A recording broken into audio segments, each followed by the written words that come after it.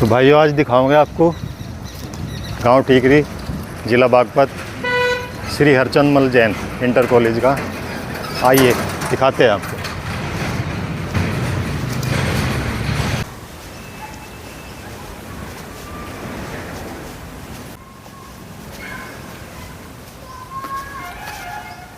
सेठ श्री हरचंद मल Jain inter college हमारे गांव में शिक्षा और स्वास्थ्य दोनों के दाता हैं।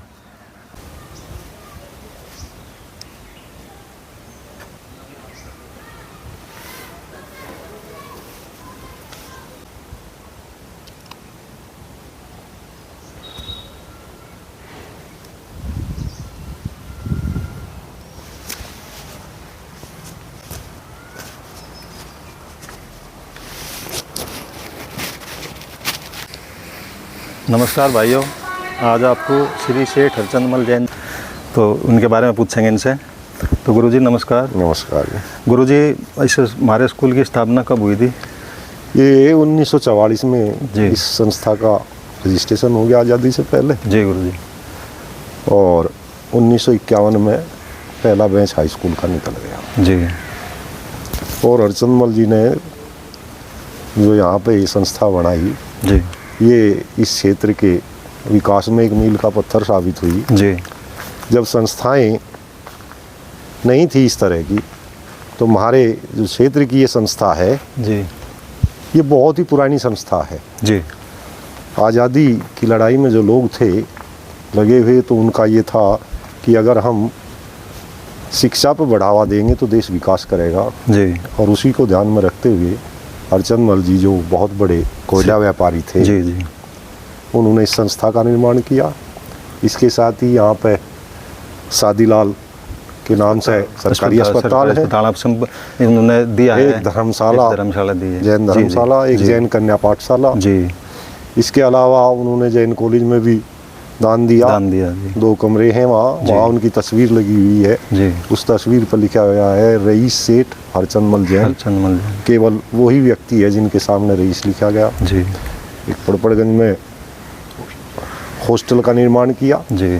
क्योंकि उस समय सरकार द्वारा ग्रांट कम होती थी। जी। जी। उस हॉस्टल से जो किराया आता था, उससे यहाँ जो अध्यापक लोग कार्य करते थे, जी। जी।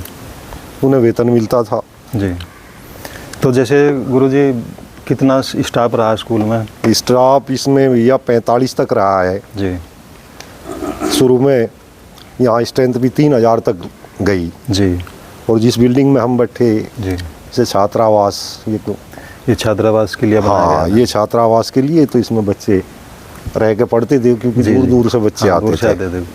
और पैदल बच्चे खरड़ फुगाना, बिटावदा, टावा, यहाँ तक के बच्चे, क्योंकि इधर संस्थाएं नहीं थी, वे लोग यहाँ पैदल। गुरुजी, हरचंद मल जैन जी के बारे, उनके परिवार के बारे में कुछ थोड़ा बताएं। हरचंद मल जी इस ग्रामीण एरिया में पैदा हुए। जी। उन्होंने मिडिल क्लास जो है वो चौगामा दास है, चौगामा विद्यापीठ के नाम से संस्था थी, वहाँ से किया। जी। तो यहाँ से पैदल आने जाने में उन्हें पता लगा कि शिक्षा प्राप्त करने में इस क्षेत्र के लोगों को, और इस गांव, खासकर इस गांव के लोगों की इतनी परेशानियाँ हैं, क्योंकि उन्होंने उस जीवन को जिया था। जी। फिर उन्होंने केसरगंज मेरठ से हाई स्कूल किया। जी। इंटर इलाहाबाद से किया। जी।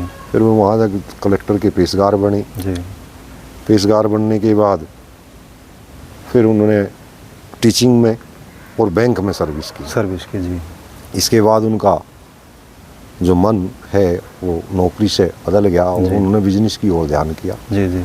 तो जीरिया जाकर कोयले का व्यापार किया। जी। और जब 1971 में राष्ट्रीयकरण हुआ कोयले की खाद्यान्नों का, तो उस टाइम पे उनके परिवार के पास 7 कोयले की खानें थी। 10 पूरे देश में थी। 10 पूरे देश में। जी। अब उसके बदले में सरकार ने उन्हें बहुत सुविधाएं दी, जैसे लाइसेंस दे दिए। हाँ जी, हाँ जी। तो उनका व्यापार जी दूसरी तरफ बढ़ गया। हाँ, तो बड़े बिजनेसमैन लोग हैं। जी, हाँ। और इस क्षेत्र के लिए उनका बड़ा योगदान रहा। जी। और जिस बिल्डिंग में हम बैठे, ये छात्रावास है। जी। और ये विमल प्रसाद जी, जो उनके भतीजे थे, जी, उसके नाम से है। और कश्मीरी लाल जैन जी के नाम से है, वो भी उनके भतीजे थे। जी। जी। तो थोड़ा इनके परिवार के बारे में बताइए। हाँ, तो हरचंद मल और सादीलाल 2 भाई थे। जी। और सादीलाल जी के 2 बच्चे थे, कश्मीरी लाल और हाँ विमल प्रसाद जी। तो विमल प्रसाद जी के बच्चे नहीं थे जी। कश्मीरी लाल जी के 5 लड़के, उनमें से एक जिनेंद्र कुमार जैन जी इस संस्था के प्रबंधक रहे बहुत लंबे समय तक। अब उनका लड़का दीपक जैन इस संस्था को अच्छी तरह से चला रहा है, आगे बढ़ा रहा है। और हरचंद जी के 2 लड़के हैं जी, एक आर के जैन, एक जे के जैन जी। उनका बाहर व्यापार है, उनका बाहर व्यापार है जी। और वे यहाँ के प्रबंधक होते हैं। जी जी जी। लेकिन सहायक प्रबंधक को कार्य करने के लिए कोई उनका है क्लोज ऐसा जिससे सहायक प्रबंधक यहाँ कार्य करता रहे। पहले वो प्रबंधक हुआ करता था जी। और इस क्षेत्र के बहुत लोग यहाँ से शिक्षा प्राप्त करके अच्छे अच्छे पदों पर IAS, IPS, PCS, आपके pilot officer, lieutenant, doctor, engineer, पता नहीं कितने लोग हैं। और उनकी क्या बात करें, यहाँ जो बैठे ये लोग, इनमें ही हम 4-5 लोग ऐसे हैं यहीं से पढ़े और फिर यहीं पे जॉब कर रहे हैं। हाँ जी गुरु। और आज भी गरीब बच्चे यहाँ वो अफोर्ड नहीं कर सकते, वे सब बच्चे वो सब यहीं से चल जाते हैं। हाँ, और अच्छी शिक्षा चलती है यहाँ आज भी। 32-33 का स्टाफ है जी। नरेंद्र मान जी प्रधानाचार्य हैं जी, और दीपक जैन जी सहायक प्रबंधक हैं जी, और हम सब अध्यापक हैं। और कुछ यहाँ बैठे तो कुछ, क्योंकि ये फिजिक्स लैब है जी जी, वो हमारे पिछली तरफ है। हाँ जी। ये फिजिक्स लैब है, यहाँ पे भौतिक विज्ञान के प्रयोग होते हैं इस हॉल में। ये छात्रावास हॉल था तो भी अब, लेकिन ये फिजिक्स लैब में बदल गया है जी।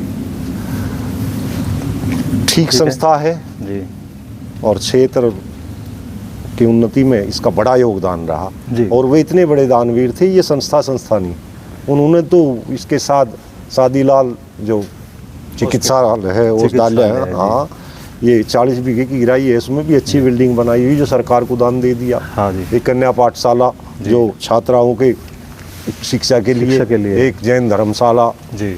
इसके अलावा पड़पड़गंज दिल्ली में एक हॉस्टल बनाया था उस टाइम पे, क्योंकि जो अध्यापक थे उन्हें सैलरी की व्यवस्था सरकार से नहीं होती जी। तो उससे जो किराया आता था उससे अध्यापकों को तनख्वाह दी जाती थी। और इनके द्वारा कहीं एक जगह और दान दिया गया, जैसे जैन कॉलेज डिग्री में दिया गया, 2 कमरे हैं वहाँ पे, और वहाँ इनका फोटो लगा हुआ है कि रईस सेठ हरचंद जैन जी, केवल इन्हीं के फोटो के सामने रईस लिखा हुआ है। हाँ। और हस्तिनापुर में भी इनके आश्रम बनाए हुए हैं जो जैन जैन समाज के लोग वहाँ से जाते हैं। दान में विश्वास था, और दान के साथ साथ दान भी सर्वश्रेष्ठ शिक्षा के लिए और स्वास्थ्य के लिए और नारी शिक्षा के लिए जो इन्होंने काम किया, तो वो अनुकरणीय है। और अनुकरणीय क्या, इस क्षेत्र पे उनका बहुत बड़ा उपकार है, तो हम तो यही कहेंगे। तो ये संस्था आज भी ठीक चल रही है जी। बहुत बच्चे हैं जी। और भविष्य में भी इस राष्ट्र निर्माण में इसका योगदान रहेगा, क्योंकि शिक्षा से ही राष्ट्र का निर्माण होता है जी। और वो तो कहा है कि education is the most powerful weapon है जी। पॉजिटिव चेंज इन वर्ल्ड, यानी कि संसार में शिक्षा सकारात्मक बदलाव लाने के लिए सबसे जरूरी है जी। तो बस यही बात है। और भाई इधर बिल्डिंग में देख लो, अच्छी बिल्डिंग है बहुत। ये देखो आप, 44 से अब तक कितने वर्ष हो गए, 56 और 25 81 वर्ष हो गए जी। और उस समय तो संस्थाएं थी नहीं, आसपास में एक असारा थी, असारा भी वो 46 में हुई चालू जी। हमारे वाली तो 44 में होगी, 44 में होगी, वो 46 में चालू है। इसका अगस्त 1944 का रजिस्ट्रेशन है संस्था। 1944 में ऐसी जगह संस्था बनाना, हाँ, उनकी फीस कनेक्टिविटी भी नहीं थी जी। और इस क्षेत्र में इतनी बड़ी संस्था देना जी, कोई वो थोड़ा ही है कि आप देखो कि डिस्टेंस पे कितनी दूर पे मेन रोड बड़ौद, मतलब दिल्ली सहारनपुर हाईवे काफ़ी दूरी पर है, इधर सुरपुर। तो इंटर चौगामा क्षेत्र में इतने अंदर संस्था बनाना, इतने बड़े लेवल में काम करना, ये सेठ जी की बहुत बड़ी बात, उपलब्धि है। और उसकी वजह से काफ़ी लोगों को रोज़गार को भी सुविधाएं, यहाँ से पढ़े लिखे लोग बहुत दूर दूर तक हैं। मेरे परिवार से, मेरे रिलेशन में भी देखे मैंने, जो बड़े दिल्ली में SHO से रिटायरमेंट हुए, काफ़ी अच्छे उसका नाम बताया गया संस्था।